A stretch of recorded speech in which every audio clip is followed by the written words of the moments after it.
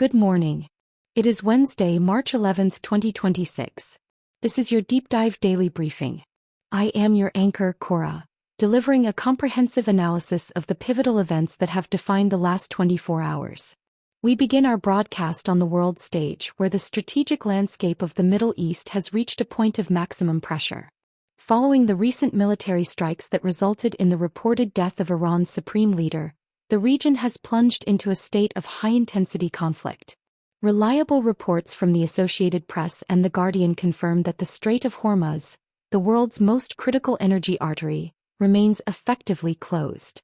Thousands of drones and ballistic missiles have been launched toward regional energy facilities and military bases, forcing a complete halt to commercial transit through the waterway.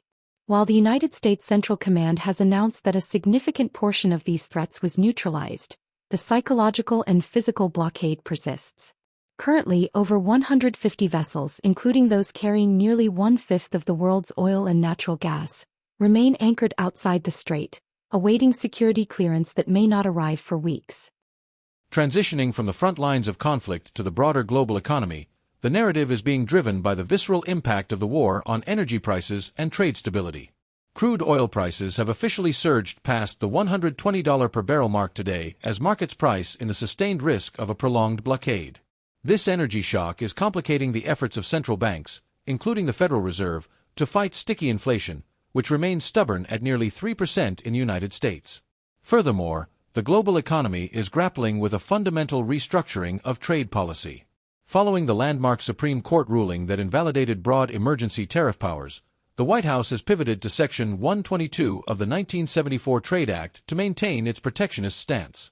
A new 10% global surcharge on imports is now in effect, with threats to increase this to 15% as the administration seeks to address international payment problems and reshore domestic production.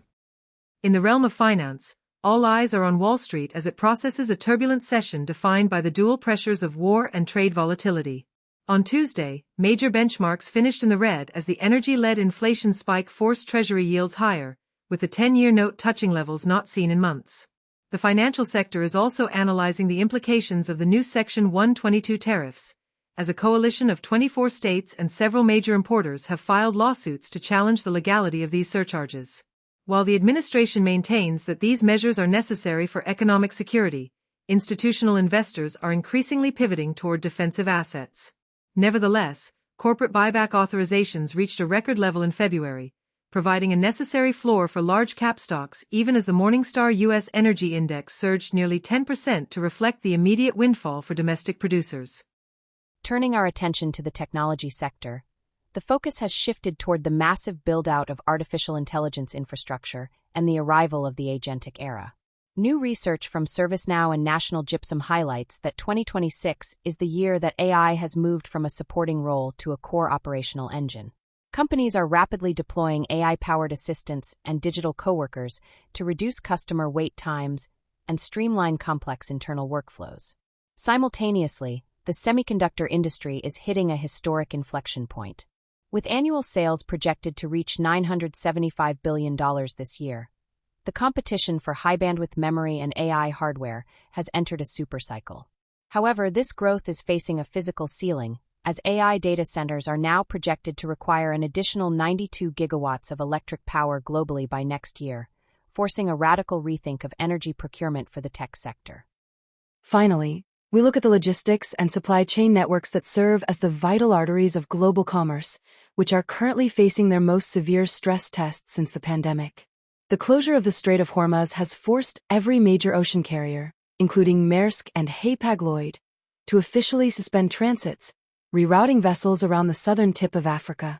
This change adds up to 14 days to voyage times and has triggered a massive spike in war risk surcharges, with some carriers implementing fees as high as $4,000 per container.